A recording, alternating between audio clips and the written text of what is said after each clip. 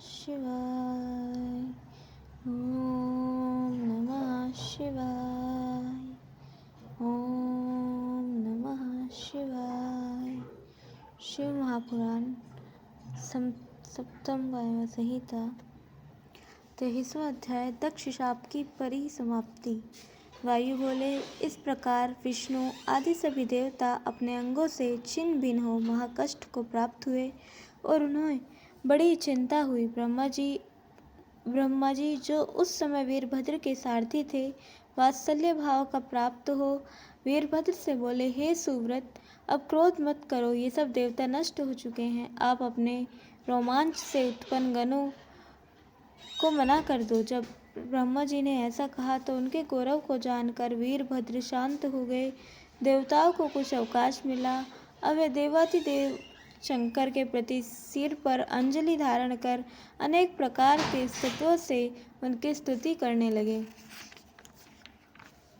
स्तुति।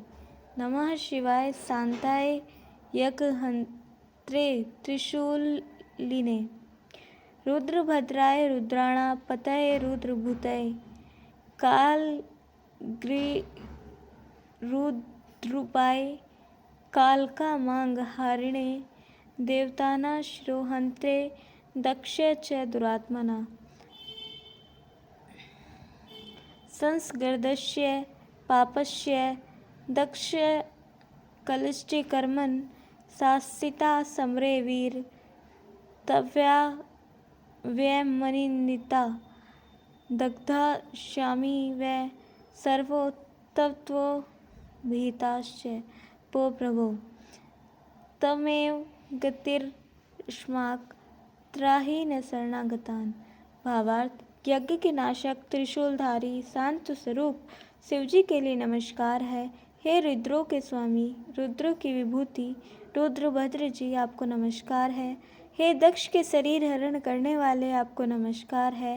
हे वीर, यह आपने हम पर बड़ा आनंददायक शासन किया है, क्योंकि हम सब ने दुस्सहकर्मी पापी दक्ष का साथ किया था, परंतु अब हम सब आपके भय से जले जाते हैं, हमारी रक्षा करो। वायु बोले, इस स्तुति से वीरभद्र ने प्रसन्न हो देवताओं के बंधन तो खुलवा दिए, किंतु सर्वथा ही छोड़ा नहीं और उन्हें साथ ले शिवजी के पास आए, जहाँ अपने गणों सहित शिवजी आकाश में स्थित थे।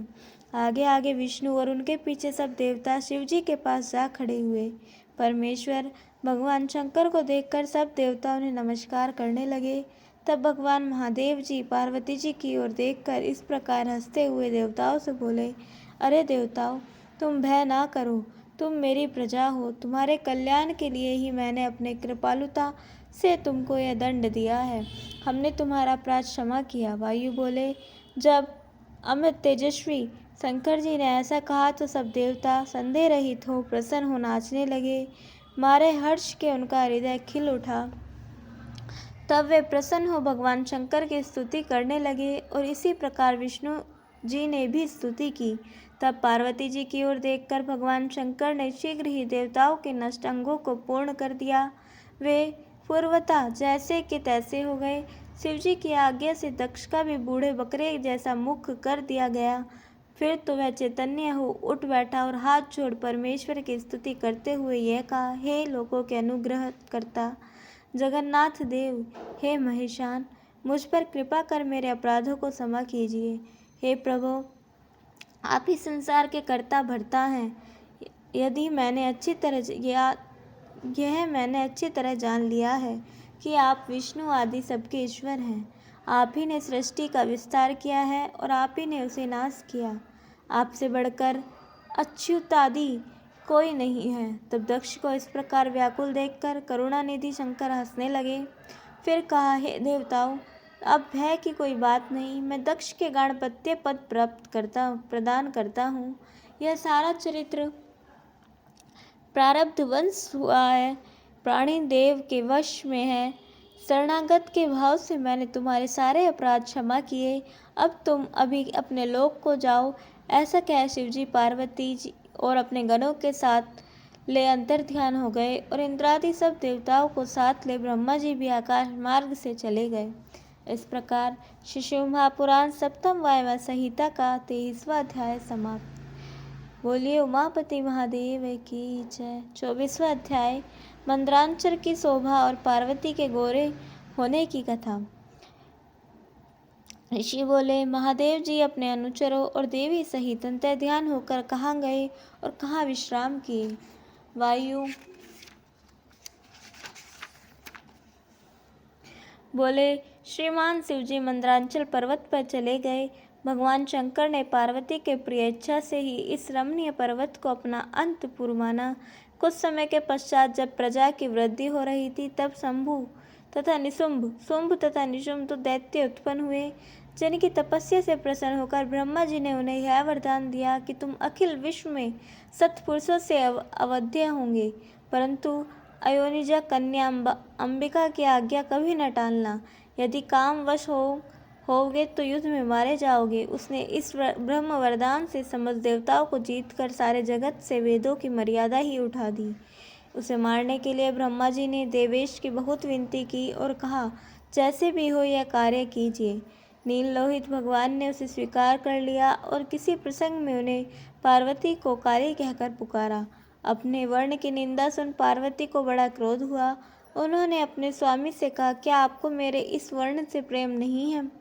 मैं तो यह समझती थी कि स्त्री कितनी भी सर्वांग सुंदरी क्यों न हो, यदि स्वामी का उसे प्रेम न प्राप्त हो तो सारे अच्छे गुण व्यर्थ हैं। आपने मेरे इस शरीर की निंदा की है, अब मैं इसे नहीं रखना चाहती।